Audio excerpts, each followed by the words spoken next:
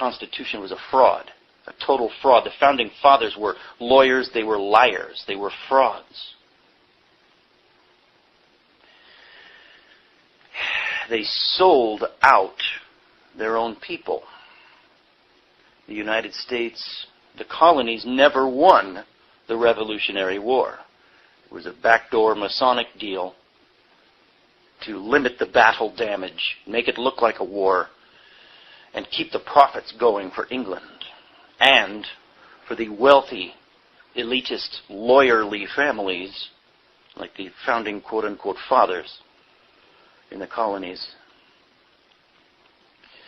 And basically, the reason it appeared for so long that Americans had these rights and so-called rights and freedoms for so long, for a few decades anyway, after the Revolutionary War, it was mostly to do with geography, folks. It was not in the documents of the Constitution. The Constitution does not apply to the common man, as we're about to find out. Not even the Declaration of Independence applied to the common man, as we are about to find out. And if you go back in history, things like even the Magna Carta, they're worthless documents. They're worth about the same as a toilet paper roll. Until then, everything you have that you think are rights, they are actually privileges. And that we're in slavery. We always have been. And it's remarkable that even people who get it, they all still will hearken back occasionally to this Constitution as being somehow a fount of liberty for Americans, and they don't know that it's completely faulty. They should know better, basically, is what I'm trying to say, because the Constitution, you're still dealing there with man's law. It's weird. The propaganda you're fed in school about the Founding Fathers, the framers of the Constitution, it's like people who really get it, and already you're in rarefied company if you get it and you understand that history is a fraud. However, there was this one time in history, this one completely atypical time, when you had a few honorable lawyers get together in colonial America and write this wonderful document to set mankind free. That was the one time when mankind became noble. The one time when lawyers became noble. That was it, the one time. And come on. Doesn't that right there, the picture I just painted, all of mankind's history, all of mankind's laws, it's all about tyranny, and profits is what it's really all about, profits. But there was this one time when that didn't apply. As Americans, we have been taught that we defeated the king and won our freedom. The next document I will use is the Treaty of 1783, which will totally contradict our having won the Revolutionary War. See footnote 2. I want you to notice in the first paragraph that the king refers to himself as Prince of the Holy Roman Empire and of the United States. You know from this that the United States did not negotiate this treaty of peace in a position of strength and victory, but it is obvious that Benjamin Franklin, John Jay, and John Adams negotiated a treaty of further granted privileges from the King of England.